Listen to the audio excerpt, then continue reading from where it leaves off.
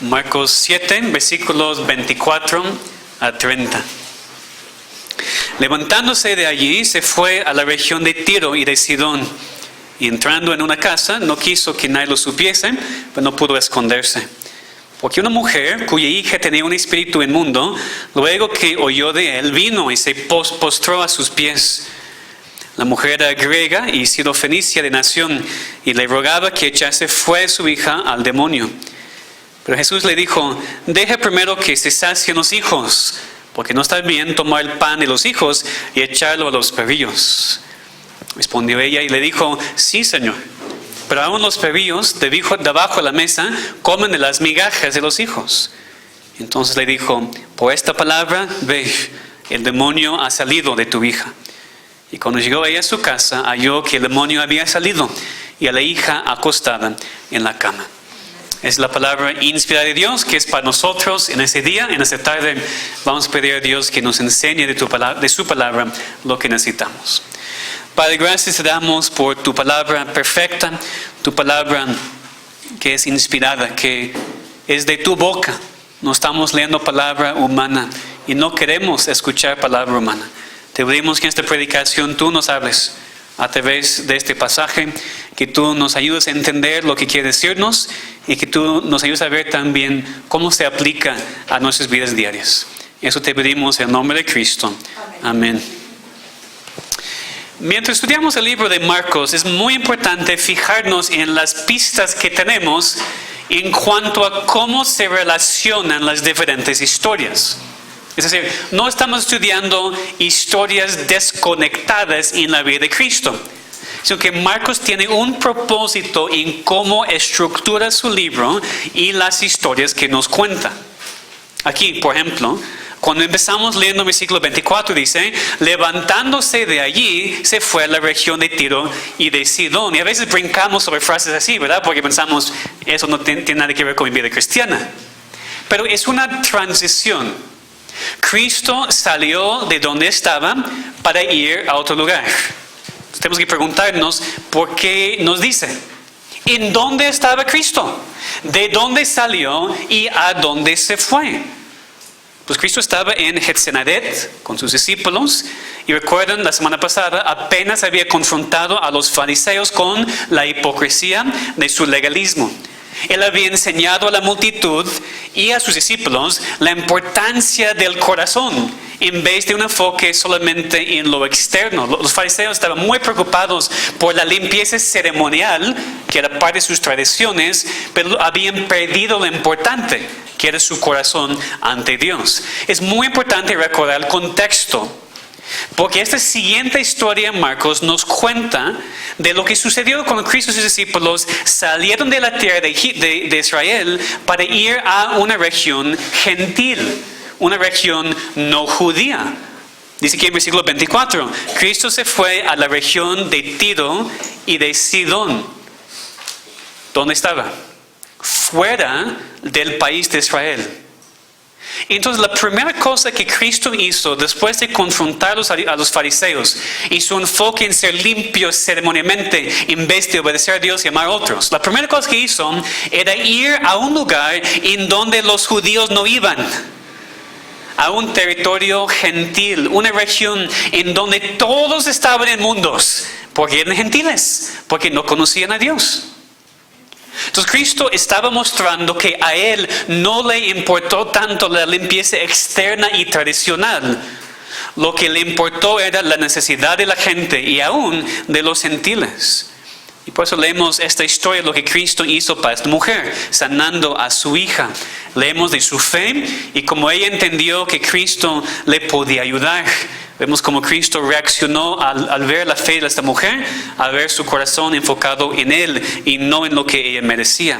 Estoy diciendo aquí que Marcos quiere que veamos el contraste entre la hipocresía de los fariseos, tan enfocados en los mandamientos de los hombres y la limpieza externa, y Cristo, quien arriesgó su limpieza ceremonial para estar en una región gentil y ayudar a esta mujer gentil.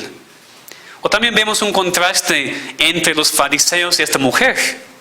Porque los fariseos habían rechazado a Cristo, porque Él no se conformó a sus ideas de pureza. Pero esta mujer gentil, inmunda según ellos, sin conocimiento del Mesías, creyó. Y de manera tan grande que impresionó a Cristo. Entonces, esa es una historia de la fe de la mujer. Una fe que le encantó a Cristo. Porque si vamos al pasaje paralelo en Mateo 15, es decir, en donde Mateo nos cuenta la misma historia, nos dice que Cristo dijo a la mujer: oh mujer, grande es tu fe, hágase contigo como quieres. Nosotros también queremos una fe así. Una fe grande, pero también una fe persistente, una fe humilde, como vemos aquí. Una fe en Cristo que reconoce que no merece nada. Entonces vamos a ver aquí en este pasaje, Marcos 7, la fe de esta mujer. Vemos en primer lugar que su fe era muy inesperada. Su fe era una fe inesperada. Era inesperada debido a quién es la mujer. Leamos otra vez versículos 25 y 26.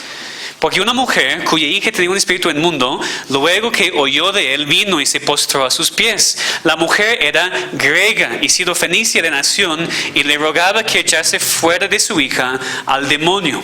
En primer lugar, era una griega, es decir, era una gentil, no era una judía.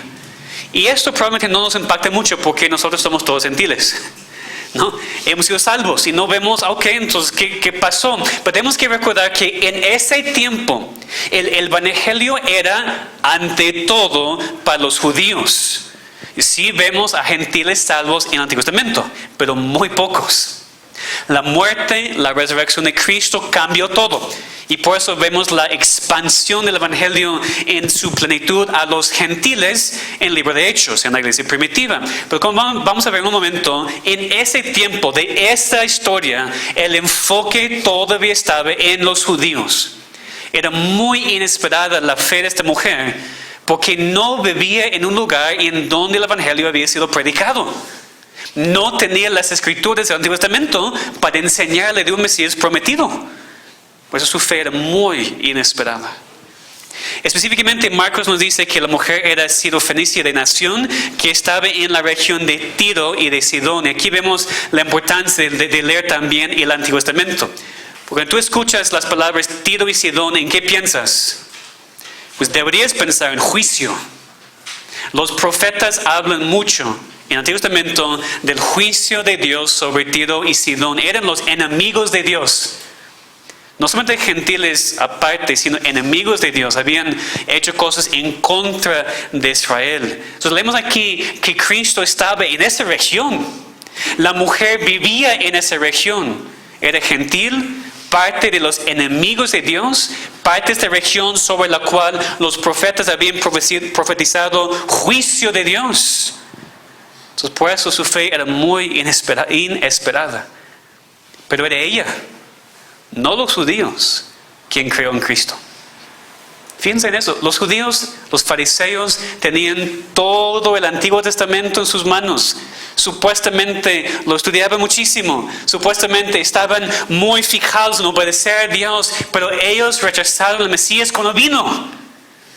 Y esta mujer que casi no entendía nada, tiene una fe tan sencilla para creer en Cristo. Entonces vemos que era una fe muy inesperada. También era una fe persistente. Una fe persistente. Esos son los énfasis de este pasaje. Esta mujer no podía ser negada. Ella iba a rogar a Cristo hasta que Él contestara su petición. Leemos el versículo 26. Dice, le rogaba que echase fuera de su hija al demonio. Y la gramática aquí del verbo original es que ella rogaba mucho. Rogaba y rogaba y rogaba y rogaba. No solamente pidió una vez y después dejó de intentar. Ella estaba rogando constantemente por su hija. Rogando a Cristo que tuviera misericordia para echar fuera el demonio de su hija. De hecho, si vemos en el pasaje paralelo en Mateo 15, leemos otro detalle que nos ayuda a ver la persistencia de esta mujer. Ella rogaba a Cristo, como leemos en Marcos, y lo hizo tanto que dice en Mateo 15, Y en el versículo 23, la segunda parte, dice, entonces acercándose sus discípulos le rogaron diciendo, despídela, pues da voces tras nosotros. Entonces, ¿qué es la idea aquí? Ella no pidió una vez, ella no se acercó a Cristo, pidió una vez y cuando no recibió la respuesta inmediata dijo, bueno, no va a funcionar, él no me hace caso. No, ella estaba rogando y rogando, estaba desesperada, su hija necesitaba ser sanada. Ella rogaba mucho a Cristo, parece que estaba siguiéndole y dando voces tras él, hasta que sus discípulos dijeron, Cristo, por favor, despídela, está molestándonos muchísimo, dile que nos deje en paz. Era una fe muy persistente, no iba a dejar hasta que Cristo contestara su petición. También su fe era muy persistente porque vemos que Cristo parecía rechazarla al principio. Por el hecho de que ella estaba rogando y rogando y rogando, parece que Cristo le estaba ignorando. Y de hecho leemos esto en Mateo 15, cuando dice, Jesús no le respondió palabra. Fuerte. Ella estaba acercándose, hablando con él, rogando y rogando y rogando, y Cristo le estaba ignorando, actuando como que ella no estuviera. Y cuando por fin respondió, era muy fuerte. Deja primero que se sacien los hijos, porque no está bien tomar pan de los hijos y echarlo a los perrillos. Vamos a ver un momento lo que eso significa y por qué Cristo dijo eso. Pero por lo menos podemos entender claramente que parecía ser un rechazo completo, ¿verdad? Y aún así, ella no se rindió. Rehusó rendirse. Ella dijo, o respondió a las palabras de Cristo, reconociendo la verdad de lo que él dijo. Y aún así siguió con su petición por su hija. Su fe era muy persistente. Y por supuesto, así también debe ser nuestra fe. Persistente, perseverante, en vez de rendirnos tan rápidamente cuando no recibimos inmediatamente lo que queremos de Dios. También su fe era una fe humilde. Versículo 27 leemos otra vez lo que Cristo dijo. Deja primero que se sacien los hijos, porque no está bien tomar el pan de los hijos y echarlo a los perrillos. ¿Qué sería tu reacción natural a palabras así? De indignación. Pues parecía muy ofensivo, ¿no? Pues le llamó un perro. Sí. Que era un término que los judíos solían usar en ese tiempo cuando hablaron de los gentiles. Era un término muy común. Otra vez, vamos a ver en un momento, no se preocupen, por qué Cristo habló así, que Cristo no pecó cuando le habló así. Otra vez, por un momento quiero que nos enfoquemos en el hecho de que ella cuando escuchó esto no se ofendió. No salió enojada y diciendo, Cristo es un fraude, nunca voy a creer en un Dios así. No, ella reconoció la verdad de lo que Cristo dijo y respondió en humildad, pidiendo misericordia por su hija. Ella reconoció que era una persona de fuera, en un sentido que no era un judío, que realmente ella no tenía ningún derecho de demandar nada de Cristo.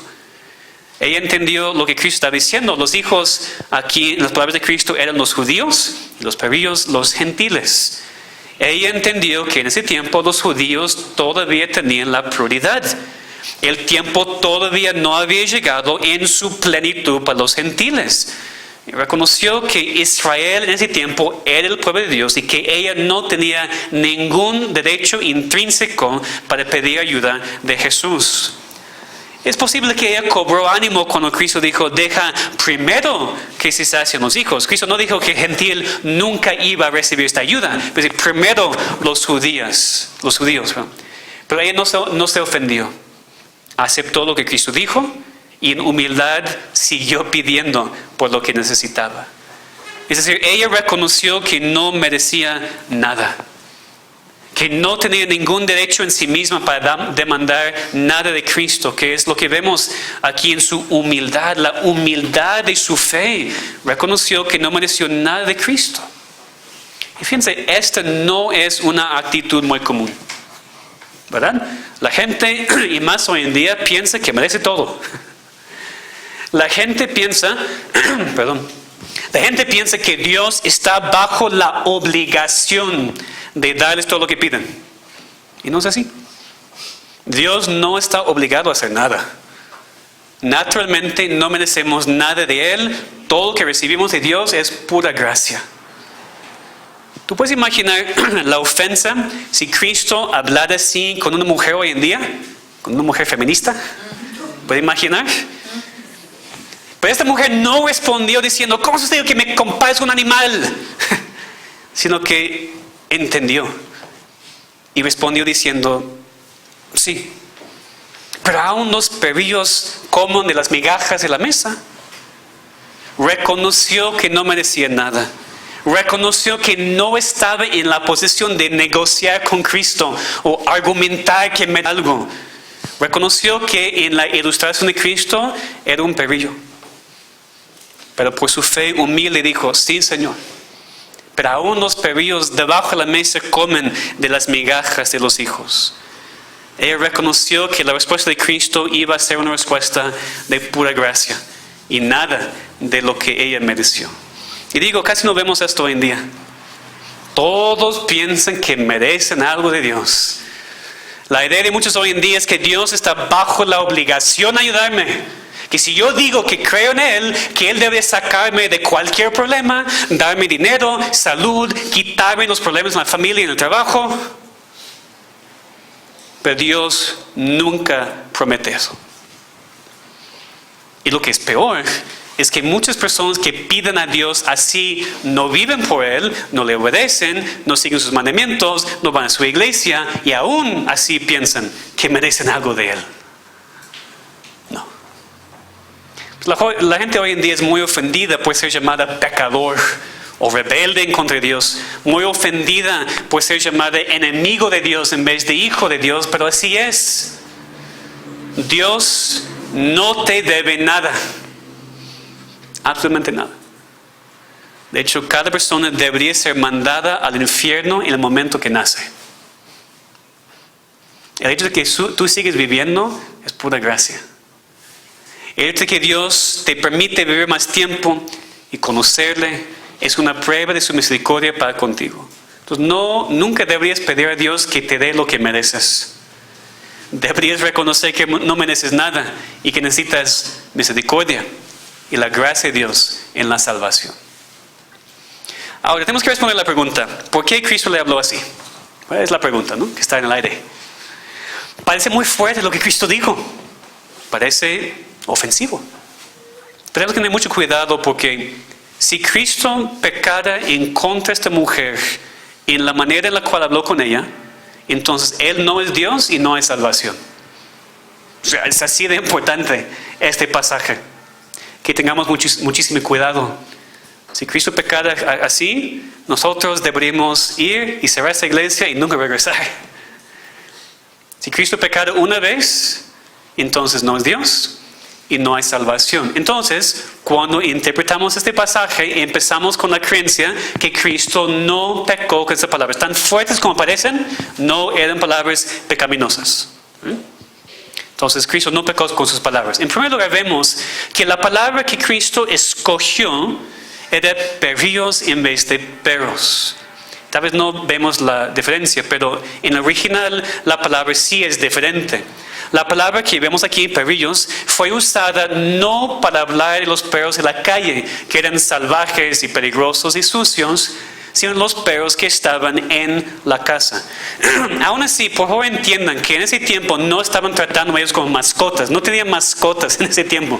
Ninguno de esos perrillos estaban durmiendo en tu cama.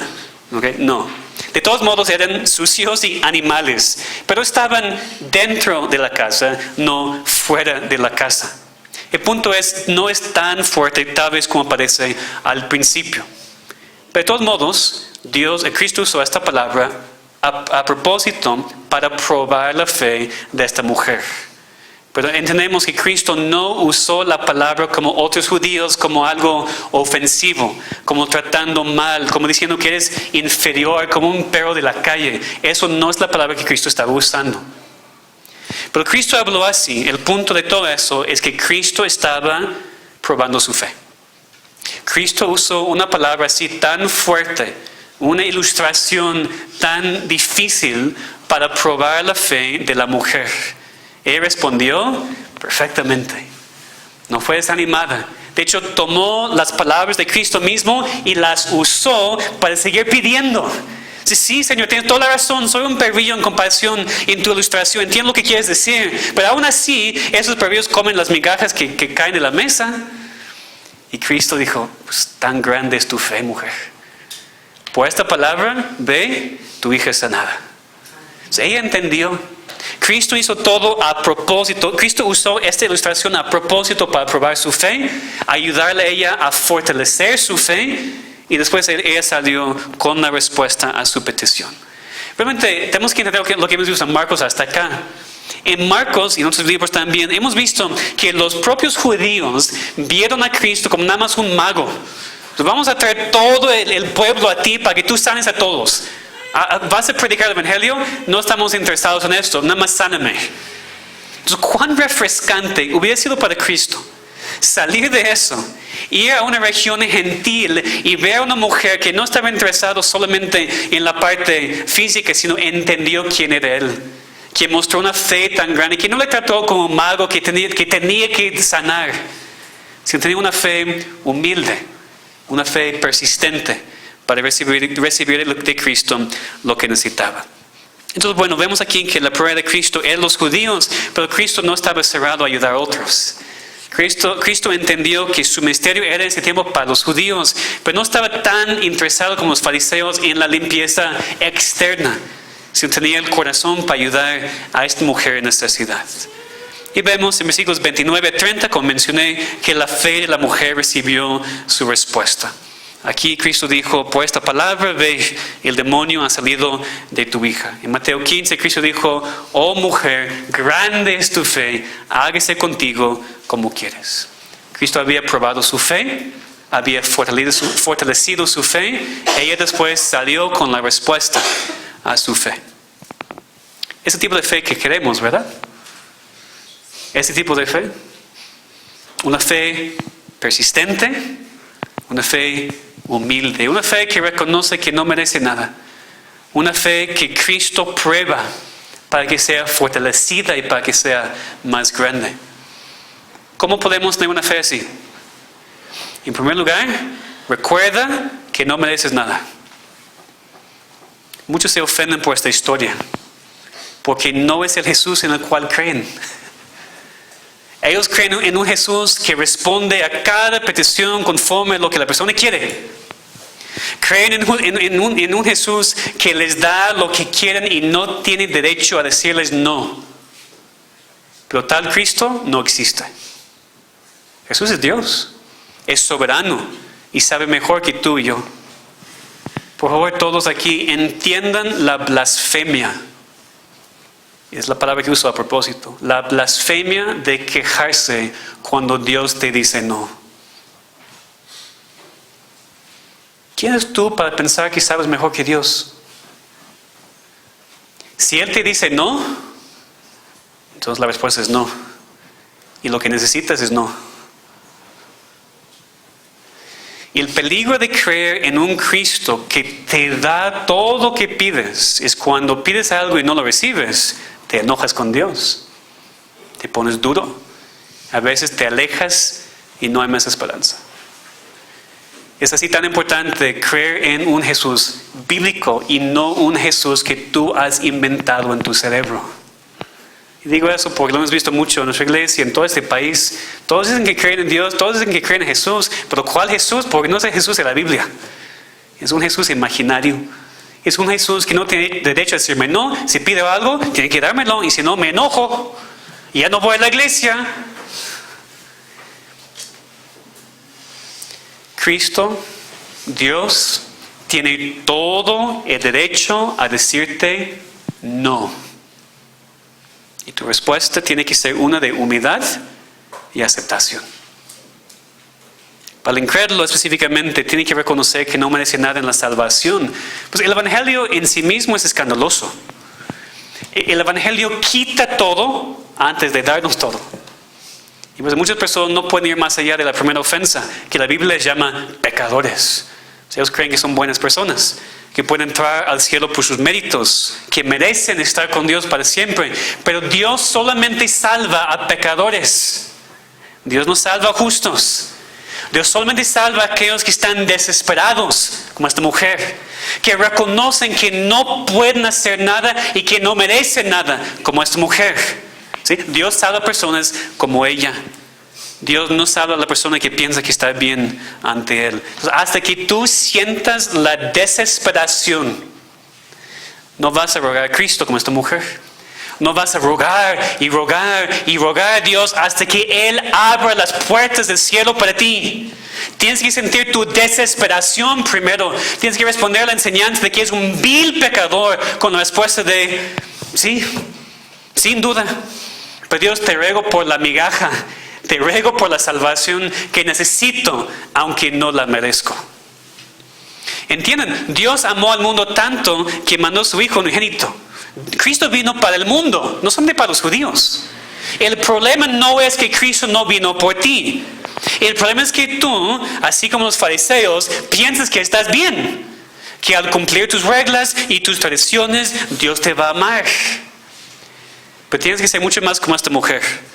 Con la fe sencilla y persistente y ante todo humilde, reconociendo que necesitas a Dios y que Él es el único que te puede traer la salvación. Y cuando reconoces esto, cuando te humillas ante Dios y le ruegas por la salvación, Él te puede salvar. Él te promete salvar. Nadie es demasiado malo para la salvación. Solamente tienes que reconocer quién eres y reconocer quién es el único que te puede salvar. Para los cristianos, necesitamos aprender cómo vivir por fe. Podemos aprender mucho de la fe de esta mujer, porque entendemos que la fe es esencial, ¿verdad? La Biblia dice que debemos andar por fe, no por vista. Leemos en Hebreos 11:6, sin fe es imposible agradar a Dios. Necesitamos la fe que recibimos en la salvación y necesitamos esta misma fe en la vida cristiana y que sea persistente y humilde. Marcos nos da ejemplos de esta fe. ¿Recuerdan lo que estudiamos hace meses cuando Marcos nos contó la historia del hombre paralítico y sus amigos? Ellos llegaron y hasta literalmente destruyeron el techo de la casa donde estaba Cristo para que su amigo pudiera ser sanado. Era una fe muy persistente. Leemos también Lucas 18 de la viuda persistente. ¿Recuerdan la historia? Ella rogaba y rogaba al juez injusto hasta que él concediera su petición. Hermanos, nuestra fe no tiene que ser muy grande, pero sí necesita ser persistente, perseverante y humilde. Dicen, yo no tengo mucha fe, eso no es importante. La fe que tienes necesita ser persistente y humilde. Quiero leer una cita que incluí en sus hojas. Es muy impactante. Pueden escuchar o leer conmigo como quieran. Dice, cuando percibes que estás siendo humillado, considéralo como una señal de garantía segura que la gracia viene en camino. Así como el corazón es enaltecido con orgullo antes de su destrucción, así es humillado antes de ser honrado. Es solamente la posesión de una humildad gozosa y genuina que nos capacita a poder recibir la gracia. ¿Necesitas más gracia de Dios? Dios te la va a dar. Pero la primera cosa que va a hacer es prepararte para recibir su gracia. ¿Y cómo lo hace? Humillándote. Probando tu fe. Permitiéndote pasar por cosas muy difíciles. Pruebas muy fuertes. Te humilla para prepararte para recibir su gracia. Y entonces cuando ves que estás pasando por momentos así, cuando ves que estás siendo humillado, cuando ves que estás pasando por pruebas y persecución y todas esas cosas, es una causa para gozo, porque significa que la gracia está en camino. Entonces necesitamos una fe así, una fe persistente, una fe humilde, que es un medio que Dios usa para darnos su gracia. Y todo eso tiene aplicación muy específica, muy especial en cuanto a la oración. Esta mujer rogaba y rogaba y rogaba, no podía ser negada hasta que estaba molestando a los discípulos. Lo mismo en Lucas 18, cuando leemos a esta viuda, dice que esta mujer con el juez, el justo, ella visitaba al juez constantemente, dice, le molestaba. Así es la oración, no porque molesta a Dios, sino porque Él nos está probando para que nuestra fe sea más fuerte, para que nuestra oración sea más perseverantes. Porque nosotros muchas veces oramos una vez, 2 veces, y después nos quejamos porque no vemos resultados inmediatos. Tendemos a no perseverar mucho en nuestro ruego como la mujer, sino que nos rendimos muy fácil y muy rápidamente. Tenemos que aprender cómo perseverar en oración, como leemos en las cartas de Pablo. Necesitamos luchar en oración con Dios, así como Jacob, hasta que Él nos responda con su voluntad perfecta. Necesitamos orar hasta recibir la respuesta. La respuesta puede ser no, pero es una respuesta. Pero no dejes de orar hasta que Dios te responda. No te rindas hasta que Dios conteste. Y lo que sea su respuesta es la mejor. Sí, no, espera, es lo mejor. Pero no te rindas antes de que Dios te responda. Es la aplicación muy fuerte que vemos aquí. Y aquí podemos ver el equilibrio entre la fe y la oración. Necesitamos una fe que es persistente, la fe que es humilde, la fe que es como esta mujer. La mujer tenía mucha fe. Y la fe resultó en su persistencia y perseverancia en el ruego.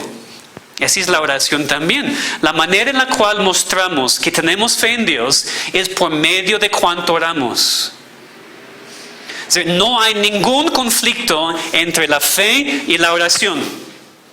No hay ningún conflicto entre creer completamente en un Dios soberano que va a hacer lo que es mejor para nosotros siempre y también perseverar en oración. Ningún conflicto en las dos cosas.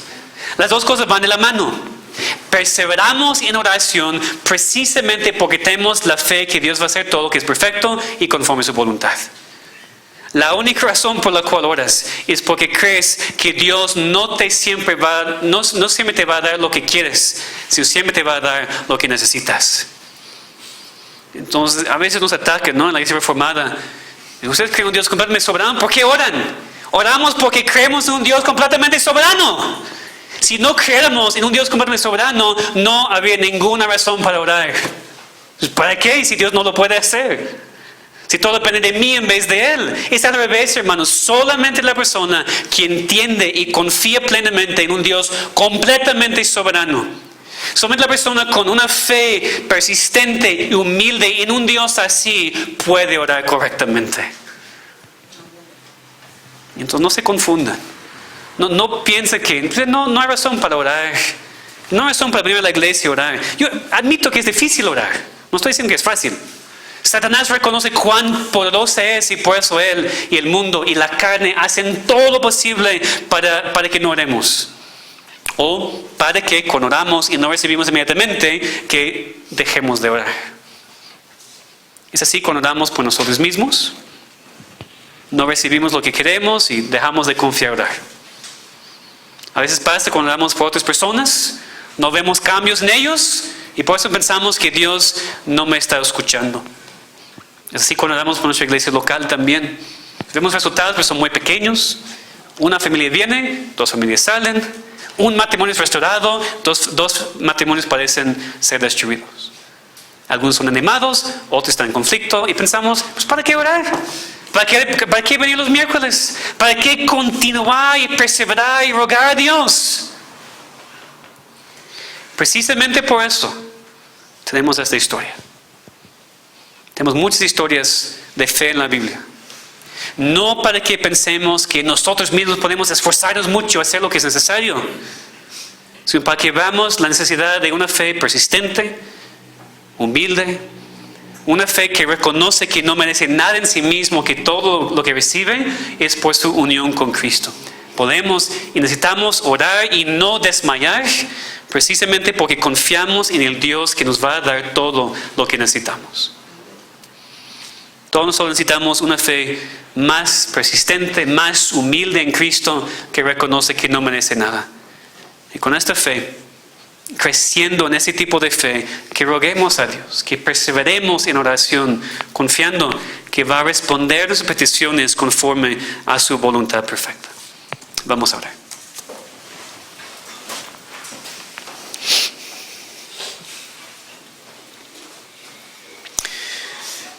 Nuestro Padre, te pedimos por el conocimiento necesario de esta historia, para entender lo que necesitamos, para no enfocarnos en nosotros y lo que podemos hacer para crecer nuestra fe, sino enfocarnos en quién es la base de nuestra fe. Te pedimos, Señor, por ojos más fijados en Cristo, que podamos leer más de Él y conocerle más y meditar más en Él, para que tengamos una fe que es persistente y humilde, que reconoce que no merece nada de ti. Te damos gracias que aunque no merecemos nada nosotros mismos, por nuestra unión con Cristo recibimos todo lo que Él tiene y todo lo que Él merece. Te pedimos, Señor, que podamos ser animados con esta verdad y recordar la bendición de estar en Cristo, la bendición de recibir todo lo que necesitamos de ti. Danos, Señor, como cristianos y como iglesia, una fe que es más como la fe de esta mujer. Ayúdanos a perseverar más en oración. Ayúdanos a no pensar que merecemos algo de ti, no demandar nada de ti, sino reconocer que tú nos das todo lo que necesitamos y que es de por gracia. Ayúdanos a entender. Ayúdanos a aceptar por fe. Ayúdanos a entender la relación que tenemos contigo. Ayúdanos a crecer más. Te pedimos en el nombre de Cristo. Amén.